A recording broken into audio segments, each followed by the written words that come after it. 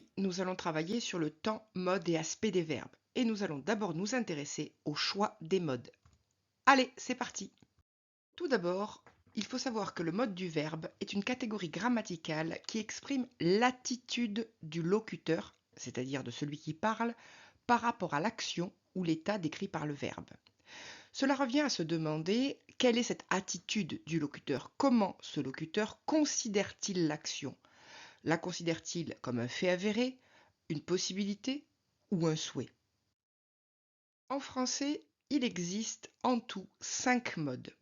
3 modes personnels, c'est-à-dire qui varient selon les personnes, je, tu, il, etc. L'indicatif, le subjonctif et l'impératif. Et 2 modes impersonnels, l'infinitif et le participe, qui ne varient pas selon les personnes. Nous allons nous intéresser plus particulièrement aujourd'hui à la différence entre l'indicatif et le subjonctif. Il faut d'abord retenir qu'on utilise le mode indicatif lorsque le locuteur, c'est-à-dire celui qui parle, déclare, affirme ou pense que l'action décrite est certaine. Prenons un exemple. Je sais que tu seras présent à ma fête.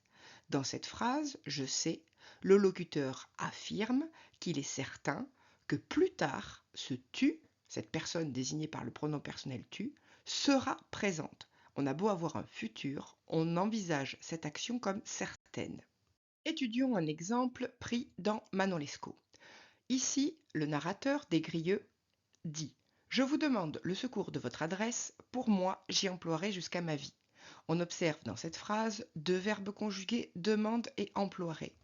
On observe que le premier verbe est au présent de l'indicatif, puisqu'il s'agit d'un temps du discours et que l'action est prise en cours de déroulement, et un second verbe qui est au futur de l'indicatif et qui cette fois-ci est une anticipation d'un avenir qui est considéré par le locuteur, c'est-à-dire par Desgrieux, comme certain. Desgrieux est prêt à tout, il l'affirme et il n'envisage aucune autre possibilité que de mourir pour Manon. Intéressons-nous maintenant au cas où on utilise le subjonctif. On utilise le subjonctif lorsque le locuteur exprime une possibilité, un souhait, lorsqu'il rejette l'action ou qu'il pense que celle-ci est incertaine. Prenons un exemple. Dans la phrase « Je souhaite que tu sois présent à ma fête », le verbe « souhaiter » est un verbe de volonté. Il exprime donc un espoir du locuteur sur lequel il n'a pas de pouvoir. Il sait donc que l'action soit présent est possible, mais incertaine. C'est pour ça que celle-ci est au subjonctif. Prenons un exemple extrait des Liaisons dangereuses. Dans cette phrase, je n'avais à moi que ma pensée et je m'indignais qu'on pût me la ravir, il y a 3 verbes conjugués avait, indigné et pu. Les 2 premiers sont à l'imparfait de l'indicatif et permettent de décrire l'état du personnage qui parle, c'est-à-dire de la marquise de Merteuil. Le 3e verbe, pu, est au subjonctif. Il permet d'exprimer une possibilité qui est en fait rejetée par la marquise. Celle-ci, effectivement, refuse qu'on puisse lui ravir sa pensée. C'est pourquoi ce verbe est donc au subjonctif. Autre exemple, issu cette fois-ci de Candide et de la description de la guerre. D'autres à demi brûlés criaient qu'on acheva de leur donner la mort. On observe 2 verbes conjugués crier et acheva. Le verbe crier ici est à l'imparfait de l'indicatif.